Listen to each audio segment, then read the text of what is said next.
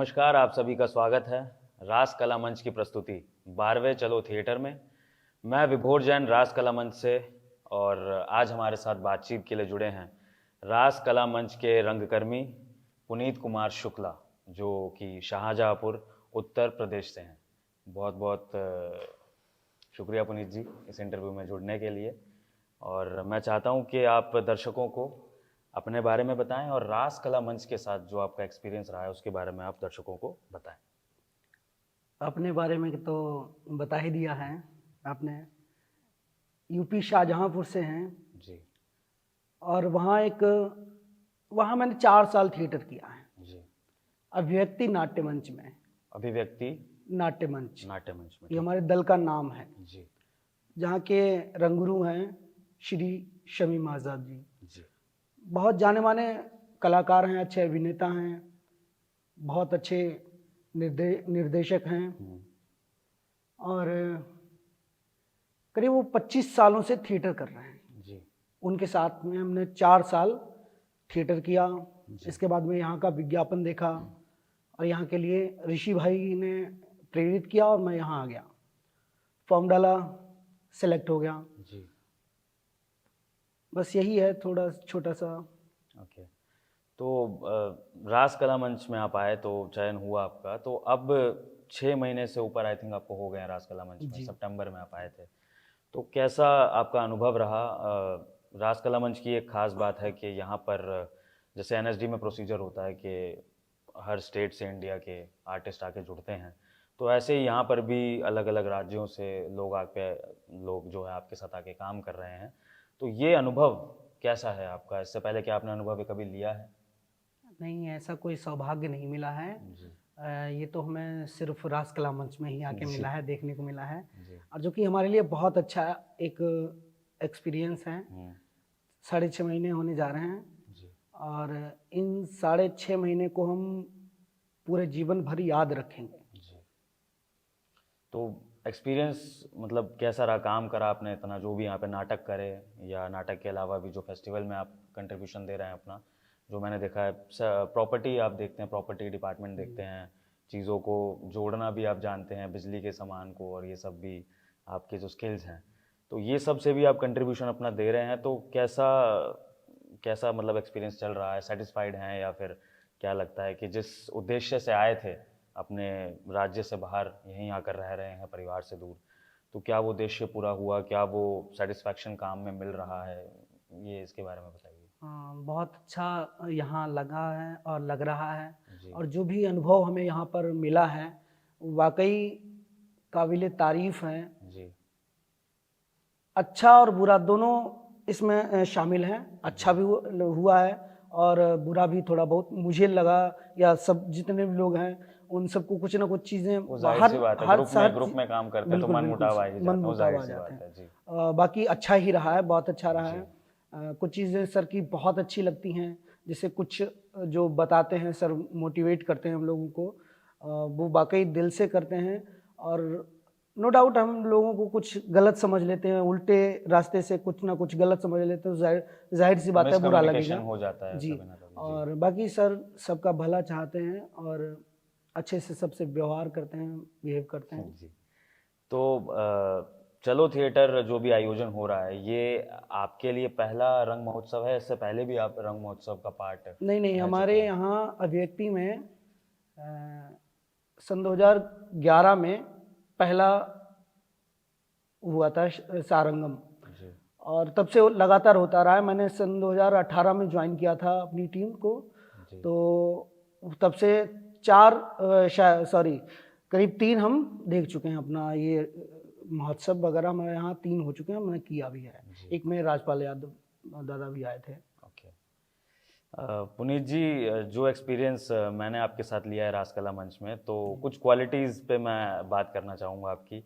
एक तो खाना बहुत अच्छा बनाते हैं, आपकी बनाई बिरयानी या पुलाव जो भी कह लें, वेज बिरयानी जो भी आप बनाते हैं वो सब बड़े शौक से खाते हैं। और आपकी एक ख़ास बात है कि आप सबके लिए बनाते हैं, दिल से बनाते हैं। और अगर किसी के लिए खाना कम पड़ जाता है, क्योंकि हम लोग सभी आपस में मिलजुल के खाते पीते हैं, सभी जितने भी रंगकर्मी हैं, तो आप बहुत दिल से उस काम को करते हैं। और यही काम अगर आप स्टेज के लिए करते हैं कुछ भी, चाहे वो पर्दे के पीछे हो, पर्दे के आगे हो, तो बड़े ही मन से करते हैं। तो मतलब मेरा ये हमेशा आपको देख के एक डाउट रहता है कि आपका टैलेंट एक्चुअली में कहाँ है, खाना बनाने में या सेट में या चीज़ों को बनाने में, जो कि आपने चलो थिएटर के लिए बहुत सी चीज़ें बनाई आर्ट एंड क्राफ्ट में, या फिर अभिनय में, मतलब किस चीज़ में आपका जो है ज़्यादा इंटरेस्ट है? ऑलमोस्ट सारी चीज़ों में है। ऐसे खाना बनाना भी बहुत जी अच्छा लगता है, खिलाना उससे ज़्यादा अच्छा लगता है। जी इलेक्ट्रिशियन का काम थोड़ा बहुत सीखा था हमने, बिजली जी का। वो भी अच्छा लगता है जब कोई हमें बताता है या कोई भाई मेरी ये चीज़ सही कर दो, तो वो मुझे आता है तो मैं और अच्छा फील करता हूँ जी और उसको मन से करता हूँ। और बहुत सारे हैं। जी। तो मुझे एक चीज़ ऐसा लगता है आपको देख के कि अगर आर्टिस्ट को स्ट्रगल करनी हो जी तो उसको कम रिसोर्सेज में सरवाइव करना आना चाहिए। अब जैसे मैं हूँ, मुझे तो खाना बनाना नहीं आता है, ये मैं डिपेंडेंट हूँ, ठीक है, किसी के ऊपर। और लेकिन आप, मुझे लगता है कि हर चीज़ से सेल्फ डिपेंडेंट हैं आप, सब कुछ खुद ही मैनेज कर लेते हैं, चाहे वो कोई भी चीज़ हो। तो क्या लगता है, आप अपने इस जो है हुनर के भरोसे ही आप इस लाइन में स्ट्रगल करते रहेंगे, या फिर आपकी भी इच्छा है कि नहीं, इतने टाइम तक ही मुझे जो है ट्राई देना है, इसके बाद अगर मुझे चीज़ें मेरे मन मुताबिक नहीं मिलती अभिनय के क्षेत्र में, तो फिर मैं भी कुछ और काम करना चाहूँगा? क्या आपका? नहीं नहीं, मेरा सीधा सीधा यही फोकस है, सिनेमा में ही काम करना है। सिनेमा में जाना आपको, ठीक है। जी। और मेरा कोई दूसरा एम नहीं है। ठीक है। तो बड़े पर्दे पर आप आना चाहते हैं, तो बिल्कुल थिएटर फिर आगे कंटिन्यू करना चाहते हैं, या फिर अगर वो छोड़ना भी पड़े सिनेमा के लिए तो छोड़ देंगे? हाँ, छोड़ना पड़ सकता है। और क्या जी नाम, सब कोई ना कोई इस लाइन में जो कोई आता है जी तो यही सोच के आता है कुछ ना कुछ करेंगे अच्छा सा। इस लाइन में ज़्यादा पैसा नहीं है जी या बिल्कुल। लोगों को लोग अपनी फैमिली को सरवाइव नहीं कर सकते ना जी इस काम बिल्कुल को करके। बिल्कुल बिल्कुल। तो जाहिर सी बात है हम आगे बढ़ना चाहेंगे। जी। तो जैसा आपने कहा कि 4 साल का आपका पहला एक्सपीरियंस है जी और 6.5 महीने से ऊपर रासकला मंच में भी हो जी। चुके हैं, तो फिर एम आपका है बड़ा पर्दा, तो फिर मुंबई क्यों नहीं, मतलब यहाँ पर क्यों, थिएटर में तो क्यों? उसका प्रोसेस बहुत लंबा है। अच्छा ये 4 साल और 6.5 महीने बहुत छोटी चीज़ है। अच्छा। लोग 15-15 साल लगा देते हैं, जी 20-20 साल लगा देते जी हैं जाने के लिए, और फिर भी उनको उतनी कामयाबी हासिल नहीं होती है। जी तो जाहिर सी बात है ये लंबा प्रोसेस है, और प्रोसेस को प्रोसेस के नज़रिए से ही देखा जाए और किया जाए तभी सक्सेस मिलेगी, अन्यथा नहीं। तो मतलब आपको लगता है कि अगर थिएटर करें लंबे टाइम तक, थिएटर से परिपक्व होकर जब आप जाएंगे मुंबई, तो उम्मीद ज़्यादा होगी काम मिलने की और करियर बनने की, ऐसा आपका मानना है? जी जी। तो लेकिन इस लाइन के लिए ये भी कहा जाता है कि संभावनाएं कुछ भी हो सकती हैं। कल को आया लड़का जिसको शायद कोई थ्योरेटिकल नॉलेज नहीं है, कोई उसने किताब नहीं पढ़ी, उसे भी काम मिल सकता है, मिलता भी है, हमने देखा भी है। जो भी इंस्टा पे रील्स बनाते हैं, टिकटॉक बनाते हैं, या फेसबुक पर जो भी वीडियोस बनाते हैं, एकदम से अगर उनका किसी का फेम ज़्यादा हो जाता है तो उनको कास्ट कर लिया जाता है, ठीक है। और एक तरफ बहुत बड़े बड़े धुरंधर थिएटर के रहे होंगे, मुझे नाम लेने की ज़रूरत नहीं है, हम सभी जानते हैं जितने भी लोग रहे होंगे, तो उन लोगों को कभी बड़े पर्दे पर आने का मौका भी नहीं मिला, और या फिर शायद एक झलक दी और चले गए। तो क्या आपको लगता है कि ये प्रोसेस ही, मतलब इसकी मान्यता कितनी है इस प्रोसेस की, कि ये काम करेगा ही करेगा?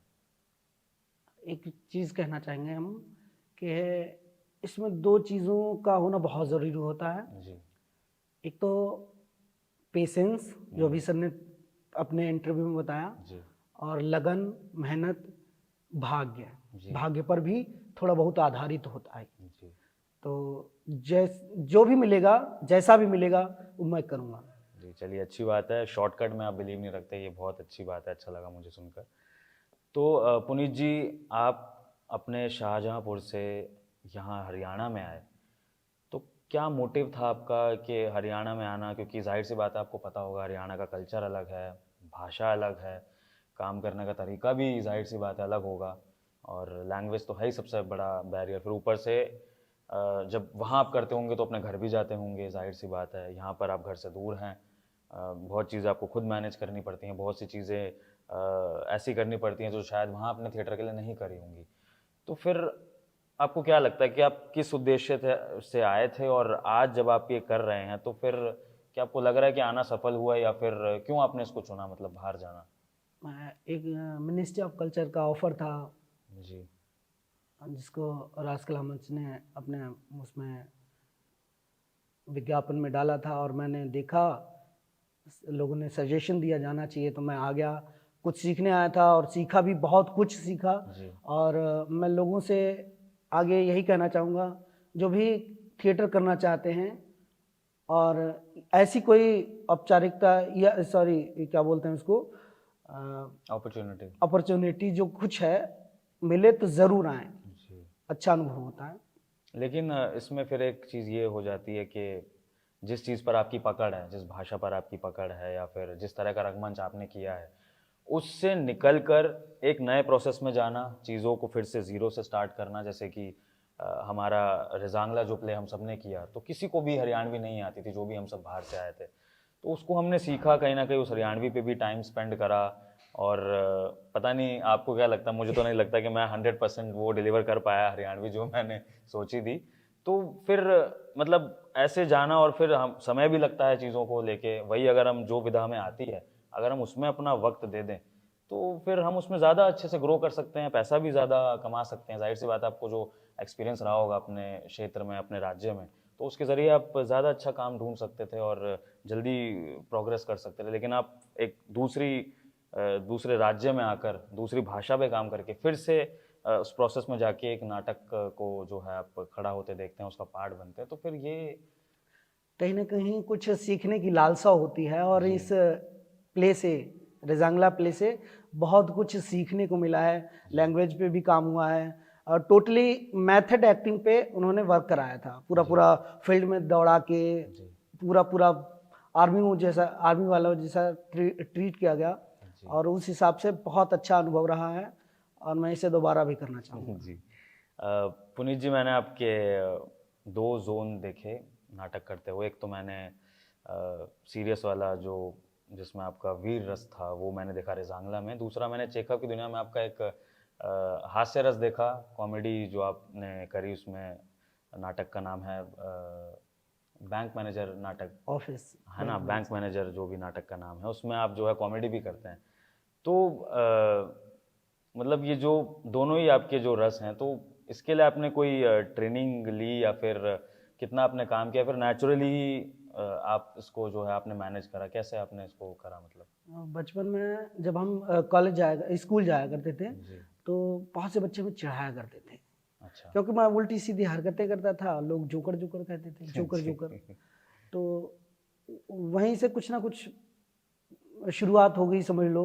एक सन 2014 में एक हमें कागज़ मिलता है, जी उसमें लिखा होता है एक्टिंग के बारे में, लिखा होता है नाटक मतलब करके होना है कि नाटक तैयार किया जाएगा, उस तरीके से एक पंपलेट मिलता है हमें। जी तो उस पंपलेट को पढ़ के उतनी समझ भी नहीं थी, होना है या होगा, कुछ जानकारी नहीं थी, इंग्लिश में ही था, तब छोटे थे, इतना पढ़ भी नहीं पाते। तो मैं उस पंपलेट के माध्यम से उस नाटक को देखने के लिए गया। जी तो वहाँ देखा कि एक हमारे सीनियर हैं, पवन, क्या बोलते हैं, पवन दादा और प्रमोद यादव, बेने पास आउट हैं दोनों लोग, और वो लोग वर्कशॉप दे रहे थे उसकी जी क्लासेस में। तो वहाँ से सिलसिला शुरू हुआ, नाटक का पहला दिन वही था हमारा। जी और वहाँ से फिर एक नाटक किया हमने, मस्त मौला, जी उसमें भी कॉमेडी रोल था। तब से अब तक कॉमेडी हमें बहुत ज़्यादा अच्छी लगती है। ठीक है, मतलब इसके लिए आपने ज़्यादा ट्रेनिंग का कुछ ऐसा? हाँ, शुरू शुरू में जो होता है ना, ठीक है, बस वही। नेचुरल है, मतलब कहना चाह रहे हो कॉमेडी हाँ आपका नेचुरल जी। है। जी अच्छा, जैसे आज हमने नाटक किया स्लो पॉइजन, मेरे लिए तो ये एक बहुत अद्भुत अनुभव है कि आप एक ही शो में, एक ही नाटक में इतने सारे कैरेक्टर्स निभाते हैं। ठीक है, अब किसी हम एक शो में कोई एक कैरेक्टर निभाते हैं तो हम उसके लिए उस हिसाब से मेहनत करते हैं, लेकिन अब एक स्लो पॉइजन जैसा नाटक, रवि सर के द्वारा निर्देशित नाटक, जिसमें आपके पास करीबन 6, 7 या 8 कैरेक्टर हैं, तो इनके लिए फिर क्या आप कोई प्रिपरेशन करते हैं, या फिर ये आप इम्पल्स में ही जाते हैं ऐसे ऐसे नाटक के लिए, आप क्या करते हैं? हर आर्टिस्ट का एक अपना प्रोसेस होता है, कुछ निर्धारित प्रोसेस भी होता है जो सर के माध्यम से बोलो ये ऐसा नहीं ऐसा करो और इसी प्रोसेस से करो। कुछ एक्टर का अपना प्रोसेस होता है करने के लिए, जी। मेरा भी कुछ प्रोसेस है। तो मेरा मानना ये रहता है कि जैसे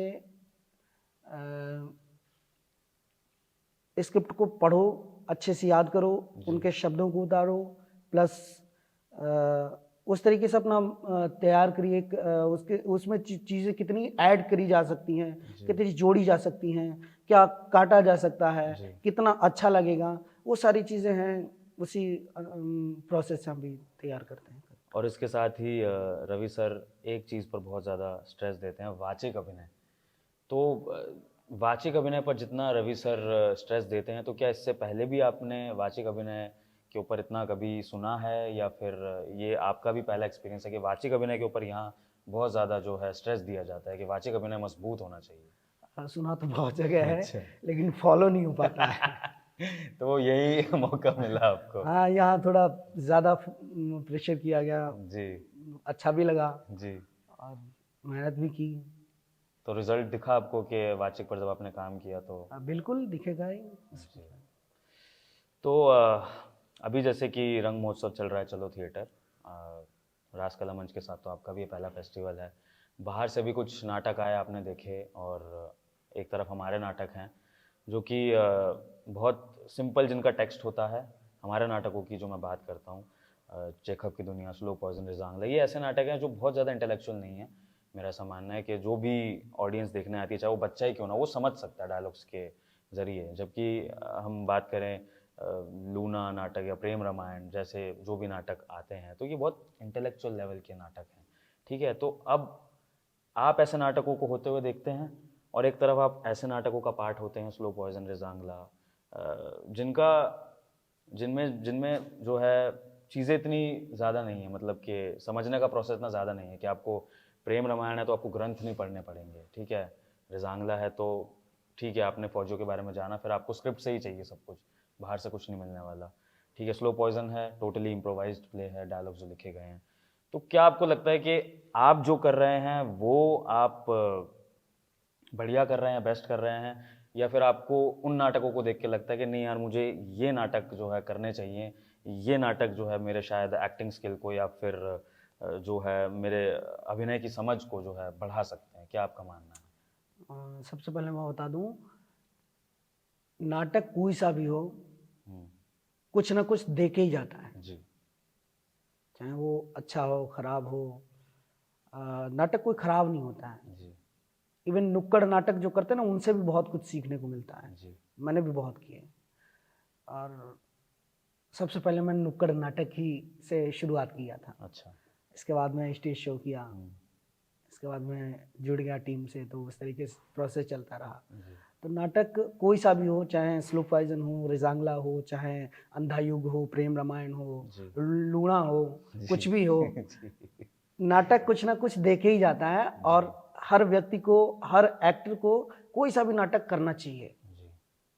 तो आप जो है एंजॉय कर रहे हैं, मतलब फेस्टिवल अपना खुद भी करके आप एंजॉय कर रहे हैं और देखकर भी आप जो है एंजॉय कर रहे हैं। जी, बहुत अच्छी बात है। अच्छा पुनीत जी, इस फेस्टिवल में हम जो रंगकर्मी हैं रासकला मंच के, तो हम लोग एक्ट भी कर रहे हैं स्टेज पे, और हम ही लोग जो हैं चीज़ों को सर के साथ मैनेज कर रहे हैं खुद ही, ठीक है। तो डिपार्टमेंट्स बटे हुए हैं, हॉस्पिटैलिटी है और मीडिया है, जैसे इस तरह के डिपार्टमेंट्स है। तो मैं चाहता हूँ कि दर्शकों को आप बताएं कि आप कौन सा डिपार्टमेंट जो है इसमें संभाल रहे हैं, किस किस डिपार्टमेंट में हेल्प कर रहे हैं, और आपको क्या लगता है कि इस तरह हेक्टिक शेड्यूल में काम करना, जहाँ पर आपको नाटक करके तुरंत अगले नाटक का सेट लगाना है, टीम आने वाली है, ठीक है, टाइम से खाना खा के उठ भी जाना है, फिर उसके बाद रिहर्सल्स भी करनी है, अपनी खुद की रीडिंग भी करनी है, ठीक है, फिर कोई गेस्ट आया उसको रिसीव भी करना पड़ सकता है, ऐसी बहुत सी चीज़ें हैं। तो इस तरह के माहौल में, इस तरह के शेड्यूल में आपको क्या लगता है कि क्या सीख के जाएंगे आप, और कैसा अनुभव रहेगा? पहले तो अपना डिपार्टमेंट आप बता दीजिए ऑडियंस को, दर्शकों को, क्या है आपका डिपार्टमेंट एक्टिंग के अलावा? एक्टिंग के अलावा ये रासकला मंच में मैं प्रॉपर्टी संभालता हूँ। अच्छा। और ये बहुत बड़ा डिपार्टमेंट है। इससे पहले वो मैं देख सकता हूँ आपके चेहरे पे जो टेंशन आ जाती है प्रॉपर्टी का नाम लेते ही, वो मैं समझ सकता हूँ। इससे पहले एक शिवानी दुबे जी थी बनारस की। जी। उन्होंने संभाला था। जी उनका असिस्टेंट हमें बनाया गया। इसके बाद में उनके जाने के बाद जी हमें बना दिया गया। जी और हमारा असिस्टेंट शुभम राजपूत है, जो कि वो भी इलाहाबाद से है। जी और नो डाउट अच्छे से काम करते हैं हम लोग, मेहनत से काम करते हैं, अच्छे से होगा। और रही बात कि काम की, तो अच्छा लगता है सारा सब कुछ संभालना और एक्टिंग करना, जी और सारा बिजी होने के बाद भी सब कुछ मैनेज करना, वो अपने आप में बहुत बड़ा काम है। जी। मैं अच्छे से करना चाहूँगा इसको। तो आपको लगता है कि ये आगे जाकर ये एक्सपीरियंस भी काम आने वाला है? बिल्कुल बिल्कुल। जी। चलिए पुनीत जी, अंत में मैं जो है आपसे ये चाहूँगा कि आप आने वाले जो भी थिएटर एस्पिरेंट्स हैं, जो भी बच्चे थिएटर ज्वाइन करना चाहते हैं, तो जैसा कि आपने एक चीज़ तो बोली अपने इंटरव्यू में कि प्रोसेस है ये, मेहनत करनी ज़रूरी है। लेकिन इसके अलावा आप क्या कहना चाहेंगे जो भी आर्टिस्ट न्यू आने वाले हैं जनरेशन में, या जो भी काम कर रहे हैं, उनके लिए आपकी तरफ से क्या संदेश है?